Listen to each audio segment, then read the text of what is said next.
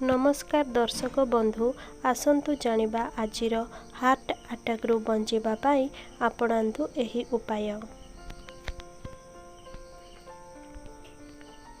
वर्तमान दिन को दिन हृदयघात जनित रोग बढ़िबारे लागिछि। एमिति कि एहा केवल वयस्क नुहे युवगोष्ठीर व्यक्ति को अधिक आक्रांत करुछि। हृदयघात जनित रोग एबे सबुठारु बड़ समस्या साजिछि सबु वर्गर लोकंक पाई।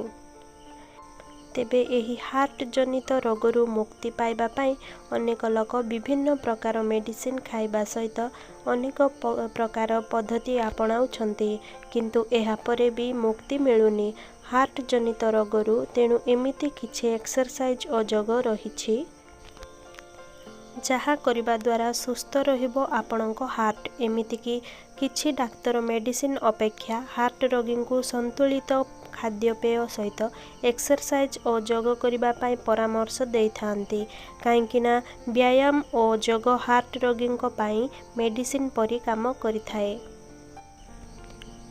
आपण जानिथिबे डांस करिबा द्वारा बॉडी फ्लेक्सिबल रही थाए, एमिति कि अनेक रोग मध्य कम हो जाए।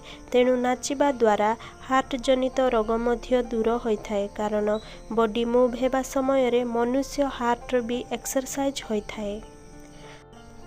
हार्ट रोगी पाई एरोबिक्स मध्य एक भल एक्सरसाइज अटे। प्रतिदिन एरोबिक्स करिबा द्वारा एहार प्रभाव हार्ट उपरे पड़ी थाए और ब्लड सर्कुलेशन फ्लो बढ़ी थाए, जहा पाई हृदयघात जनित रोग मध्य होई न थाए।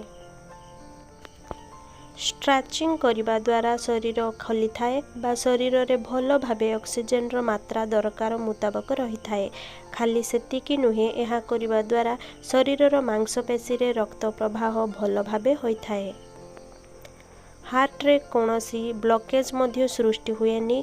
ब्लड फ्लेक्सिबल रहिबा सहित हार्ट कोनोसी असुविधार सामना करेनी। आपण निजर दैनंदिन जीवन रे सबुदिन लिफ्ट रे जिबा अपेक्षा पहाच बा सीढ़ी चढ़ी जिबा पाई चेष्टा करंतु। एहा द्वारा आंठुगंठी जनित थिबा सबु समस्या दूर हेबा सहित हार्ट पंपिंग रे होउथिबा अनियमित वृद्धि को मध्य नियंत्रण करा जाय पारिबो।